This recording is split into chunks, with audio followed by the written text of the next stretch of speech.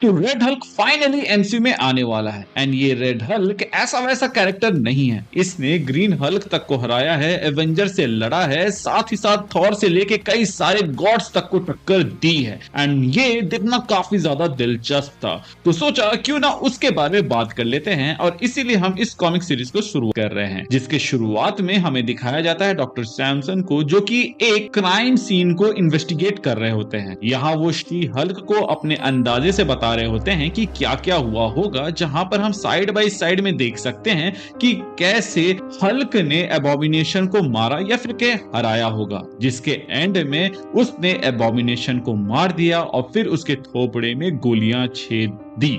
जिसके बाद हम देख पाते हैं कि वहां पर आयरन मैन, मारिया हिल और जनरल रॉस भी पहुंच चुके हैं और वो उस डेड बॉडी को देख के इन्वेस्टिगेट करने की कोशिश कर रहे हैं कि ये किसने किया होगा, जहां पे सबका शक हल्क की ओर जा रहा होता है, क्योंकि जो फुटप्रिंट्स मिले थे और एबॉमिनेशन को ऐसे मारना किसी आम बंदे के काम हो नहीं सकता। कि तभी वहां पे विंटर गार्ड आ जाती है, एक टीम जिसे रेड गार्डियन लीड करता है और इसको आप रशिया का मिनी एवेंजर्स टीम भी कह सकते हैं। अब वैसे तो शील्ड को परमिशन थी कि वो रशिया जाए, रिसर्च कर सके एंड वहां पर क्राइम को इन्वेस्टिगेट कर सके, पर विंटर गार्ड उन्हें रोकने का ट्राई करते हैं एंड कहते हैं कि ये हमारी कंट्री है, इस मर्डर इन्वेस्टिगेशन को हम सॉल्व करेंगे।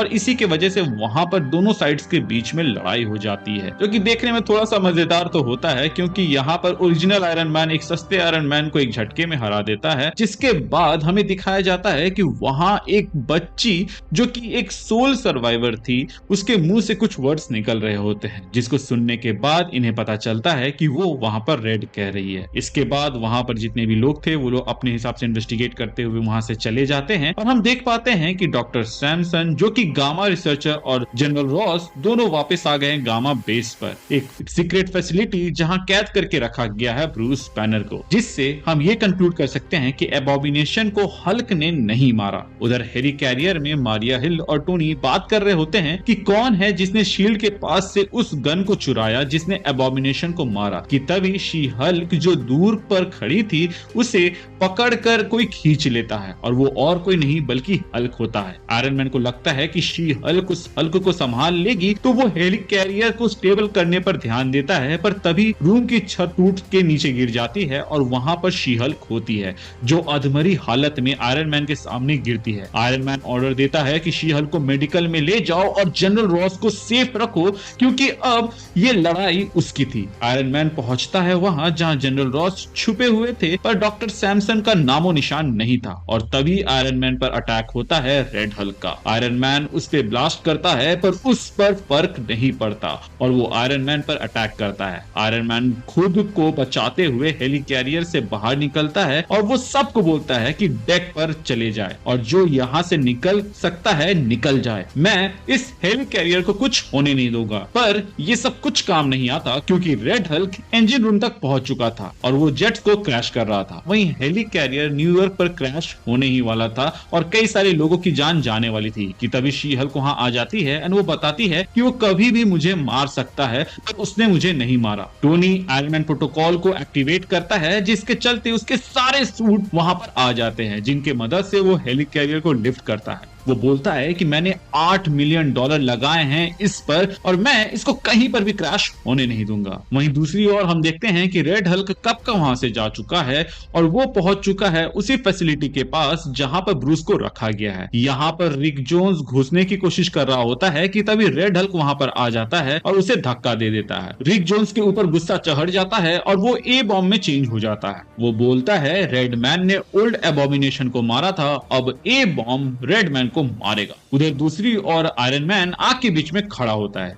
$8 बिलियन की हेली कैरियर खत्म हो चुकी थी पर किसी की जान नहीं गई थी, यही सबसे बड़ा प्लस पॉइंट था। कि तभी मारिया हिल टोनी को बताती है कि एजेंट क्ले जो जनरल रॉस के साथ था वो दोनों गायब है और डॉक्टर सैमसन भी नहीं मिल रहे हैं। तो आयरन मैन बोलता है कि ढूंढो उन्हें अभी के अभी, और फिर टोनी को एक ट्रांसमिशन सुनने को बोलती है जो गामा बेस में कुछ दिन पहले रिकॉर्ड हुआ था, जहां पर हम देख पाते हैं कि बैनर, रॉस और सैमसन बात कर रहे होते हैं, जिसमें रॉस बात कर रहा होता है न्यू हल्क के बारे में, जहां पे बैनर हेल्प करने को रेडी होता है, पर रॉस उस पे भरोसा नहीं करता कि तभी ब्रूस कुछ बोलता है जिससे रॉस मान जाता है, पर कैमरा ना बैनर का फेस रिकॉर्ड कर पाया ना उसकी आवाज। तो टोनी गुस्सा होता है एंड जल्दी से पता लगाने के लिए कहता है कि बैनर ने रॉस से क्या कहा। इधर ए बॉम्ब और रेड हल्क के बीच में लड़ाई चल रही होती है, जहां जैसे ही ए बॉम्ब रेड हल्क को गामा बेस की ओर भेजता है, वहां खड़ा रोबोट हल्क की आंखें चेक करता है और वो आईडी कंफर्म कर लेता है एंट्री के लिए। वो बताने ही वाला होता है कि ये कौन है कि रेड हल्क उस रोबोट को ही तोड़ देता है। ए बॉम्ब फिर से रेड हल्क पर अटैक करता है और वो दोनों के बीच में लड़ाई होती है। हल्क जो सिक्योरिटी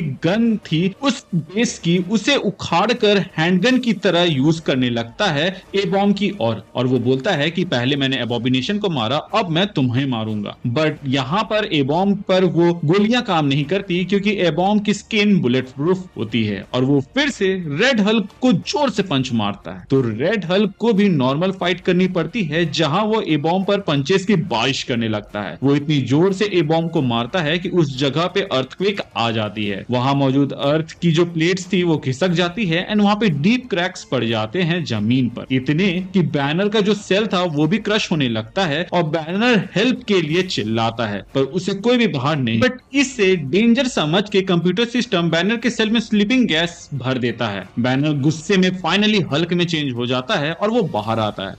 वहीं दूसरी ओर गामा बेस के इस केओस को रोकने के लिए रोबोट हार्पी भेज देता है। हार्पी बेसिकली बेटी रॉस का म्यूटेटेड हल्क वर्जन थी, एक रोबोट फॉर्म में, और उसको बेस में रखा गया। ऐसा इसलिए किया गया कि बेटी के जैसे दिखने वाले रोबोट अगर रखेंगे तो अगर बैनर कभी स्केप करे तो उसे पकड़ना आसान हो बेटी के नाम पर। एक हार्पी ए बॉम्ब को लेकर उड़ जाता है, लेकिन ए बॉम्ब उसे तबाह कर देता है। वहीं रेड हल्क को जो लेके गया था हार्पी, उसे भी रेड हल्क तबाह कर देता है, जिसके बाद से red Hulk and A bomb की लड़ाई फिर से होने वाली होती है कि तभी पीछे कोई लैंड करता है, और ये और कोई नहीं बल्कि अपना हल्क होता है, जो कि कहता है कि हल्क रिक नहीं बल्कि हल्क। इसी के साथ ये इशू खत्म होता है। इसके आगे की कहानी में हमें green Hulk versus red Hulk देखने को मिलेगा, साथ ही साथ और भी कई सारे कैरेक्टर्स देखने को मिलेंगे, जैसे कि सेंट्री हो गया, मून नाइट हो गया, थॉर हो गया, और तो और इसमें हमें रेड शी हल्क भी देखने को मिलेगी। और भी कई सारे कैरेक्टर्स हमें इस सीरीज के अंदर दिखने वाले हैं। तो अगर आप इस सीरीज को मिस नहीं करना चाहते हैं तो हमारे चैनल को सब्सक्राइब कर दीजिएगा, प्लस बेल आइकन भी दबा दीजिएगा ताकि कोई भी वीडियो आपसे मिस ना हो सकता है कि जो हमें एमसीयू रेड हल्क देखने को मिले वो ग्रीन हल्क से ज्यादा पावरफुल हो। खैर, हमारे चैनल का एक छोटा सा मोटो है जो कि है लोगों की मदद करें, अपना ख्याल रखें एंड कीप मूविंग फॉरवर्ड का रट लगाकर आगे बढ़ते रहें। तो अगर आप हमारे चैनल को देखते आ रहे हैं तो इस मोटो को भी फॉलो करें एंड स्टे सेफ। मिलते हैं एक नए वीडियो में नए टॉपिक के साथ, तब तक के लिए bye bye. All that time you were hiding from me, right under my own nose? More like under your toes. Hulk used to lock himself in here so it wouldn't hurt anybody. Wait a minute, you two knew about it too?